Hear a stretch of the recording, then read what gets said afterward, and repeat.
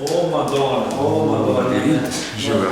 Jaz sem prvič tukaj, jaz sem že na vlogo, živijo, še enkrat se videla danes, da prinesem kavo in s tem, ker sem je to ratar prenesti v pisarno, gre zdaj v dobrodelne namene 1000 evrov, tako da prva naloga opravlja.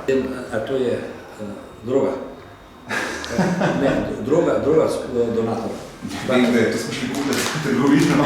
Jaz mislim, da je droga donator, ne, da je par kafe, da ne reklamiraš neko čisto drogo. Ne, ni, kupili smo, tako da... Čakaj, moram da bi šlos. Emilija, dobar dan.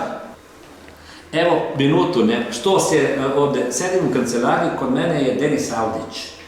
I sad je tamo, imaju da se kuće već 3 dana kod nas neki šator sa radijom 24 sata i skupljaju donacije za familije u problemima. I sad na radiju se kladio, ne, da ako mi donese kavu, neko će dati 1000 eura. I da me kavu, išao kupiti trgovinac, ti poslo, da kavu bar kafe. To je još uvijek tvoje. Pa ću ti ga dati, da bude i droga, ne, donator, samo mene te mine. 50 šeha. Alo. Denis tu. Da, mi smo dobili tu bar kafe kod gospodina Zorana Jankovića. Nepripremljeni. I sada skupljamo u stvari... Ovo ćete se uključiti.